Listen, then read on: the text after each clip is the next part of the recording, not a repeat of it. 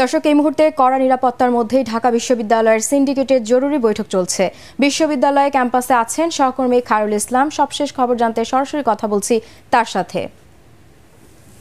খায়রুল, বিশ্ববিদ্যালয় এলাকার পরিস্থিতি কেমন দেখছেন? শিক্ষার্থীরা কি হল ছাড়ছেন? জি, আপনি জানেন যে গত এক সপ্তাহেরও বেশি ধরে কিন্তু কোঠা সংস্কারের আন্দোলন করছে সারা দেশের শিক্ষার্থীরা। গত দুদিন ধরে কিন্তু একে কেন্দ্র করে ছাত্রলীগ ও শিক্ষার্থীদের মধ্যে কিন্তু সংঘর্ষ চলছে।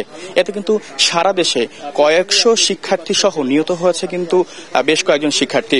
আর তারই ধারাবাহিকতায় কিন্তু গতকাল শিক্ষা মন্ত্রণালয় সকল ধরনের শিক্ষা প্রতিষ্ঠান ও হল বন্ধ ঘোষণা করেছে এবং দ্রুত শিক্ষার্থীদের হল ছাড়ার নির্দেশ দিয়েছে। সকালে আমরা ঢাকা বিশ্ববিদ্যালয়ে এসে দেখেছি বেশ কিছু শিক্ষার্থী কিন্তু হল ছাড়ছেন। কর্তৃপক্ষের এই সিদ্ধান্ত কিন্তু তারা এক ধরনের হতাশতা প্রকাশ করেছেন আমাদের কাছে।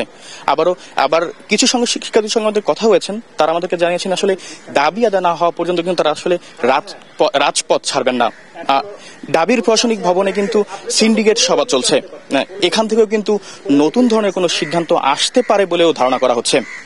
পুরো ঢাকা বিশ্ববিদ্যালয়কে কিন্তু কঠোর নিরাপত্তা দিচ্ছে পুলিশ, বিজিবি সহ আর বেশ কয়েকটি আইন শৃঙ্খলা সংস্থা।